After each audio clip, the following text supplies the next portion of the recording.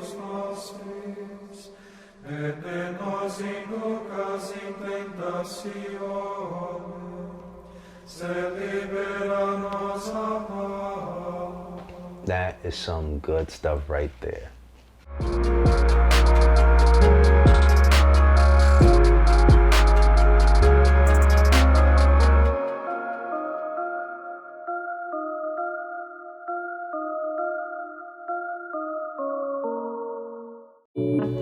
What is up, familia? Today we are talking prayer. Praying for this, praying for that, praying for me, praying for my loved ones, praying for someone, praying for something. Now, in the last video, which you can check in the link down below, I spoke about 3 tips you could apply in your daily life when wanting to learn and grow more in the faith. One of the tips that I mentioned was daily prayer, and I gave everyone an example to which you could follow and do for yourself. But after thinking about prayer, I realized there are more aspects to prayer than just the simple tips that I made and shared in the video, and I wanted to share those with you. Now again, let me say this, that while the prayers fall into any of these categories, it is important to always have the right disposition. You have to understand that in prayer, you are communicating with God. So your disposition, your attitude, and your mindset need to be in the proper place. Example time. If you're going through something and you need to ask for someone's help, in this case your parent, are you approaching them with an attitude of, hey, I need this and I need you to do this because this is what I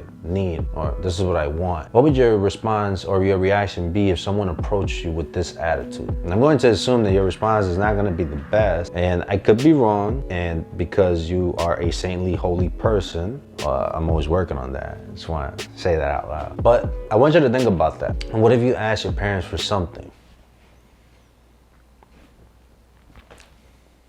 6 months ago, and within that time you have not communicated with them for anything else? Do you think the next time you ask your parents for something, do you think they will question if you even care for them? I mean, if someone did this to you, what would you think of them? Or how would you feel about the situation? Something to think about. Now, consider these 2 examples. When you go and pray, you need to understand that prayer needs to be active and continuous. Let's keep this verse in mind while we go through this video. Rejoice always, pray without ceasing, give thanks in all circumstances, for this is the will of God in Christ Jesus for you. This is from 1 Thessalonians chapter 5, verse 16 to 18. The first type of prayer is adoration.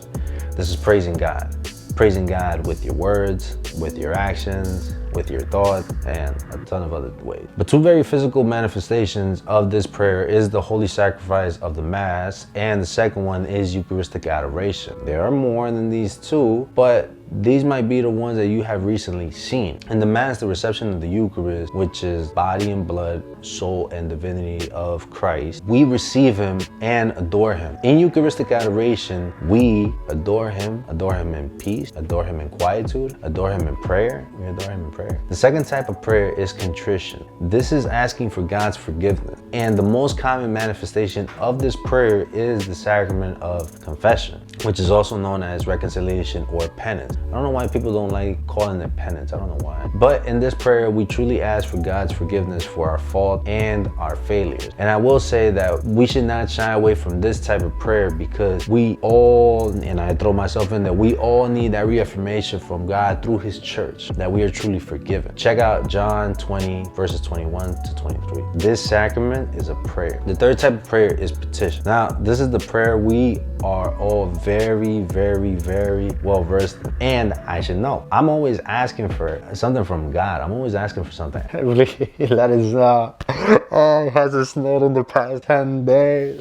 Like I said, this prayer is asking for God's favor in something. And like I mentioned before, how many times have we asked for something miraculous from God and then are disappointed in what we do not or do see? I had this problem before, but I started changing when I started taking prayer more seriously. So trust in His response. And the fourth type of prayer is thanksgiving. This one is self-explanatory. This is when we show God gratitude. And no, we should not leave this type of prayer for Thanksgiving Day or Turkey Day, like some people started calling it. I don't know why they're calling it like that. Matter of fact, the word Eucharist is derived from the Greek word Eucharistia. I don't know if I said that right. Meaning thanksgiving. This term originated in the 1st or 2nd century AD as early Christians commemorated Christ's Last Supper with thanksgiving. So in a sense, when you go to Mass, you are also praying in thanksgiving to God. The Mass is very, very good. By understanding a little bit of the types of prayers our prayers fall into, we can continue to develop and grow our understanding of the different aspects of faith and church. Question of the week: what prayer type do you normally do or pray? Let me know in the comment sections down below. This week I am linking you all with Romantic Catholic. Make sure you check out the link down below and check out all the amazing apparel and a couple things. And actually a quick comment on this. This is actually the very first place that I started buying shirts from several years ago when I was looking for a Catholic t-shirt store.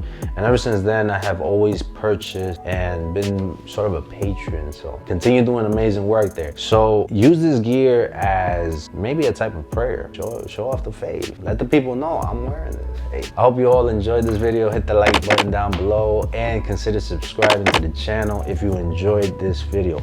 Also hit the bell icon to get notified when a new video drops. Make sure you stay tuned in to next week's video and say it with me, and stay blessed. God bless. All right, now peace.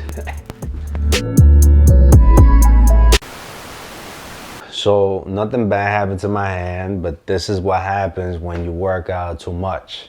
So if your body is telling you, hey buddy, it hurts, you should listen to your body and maybe take it a little bit slower, or just stop working out for that day.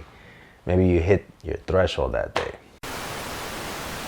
I'm kind of mad. The weather is still not to where it's supposed to be. Like the weather's got to stop. The weather has to stop playing around. Right? It feels like springtime when we're in the middle of January. Are you kidding me? Like, what are we doing out here? I'm so excited for the Super Bowl. Let's go. Yeah, my team isn't in there. Yeah, they're never in there though. It's the Jets. What do you expect? They're never in there. Never in there. The Jets. I hope sometime in my lifetime I get to see the Jets in the Super Bowl. That's the sad part. I don't even know when they might get it there.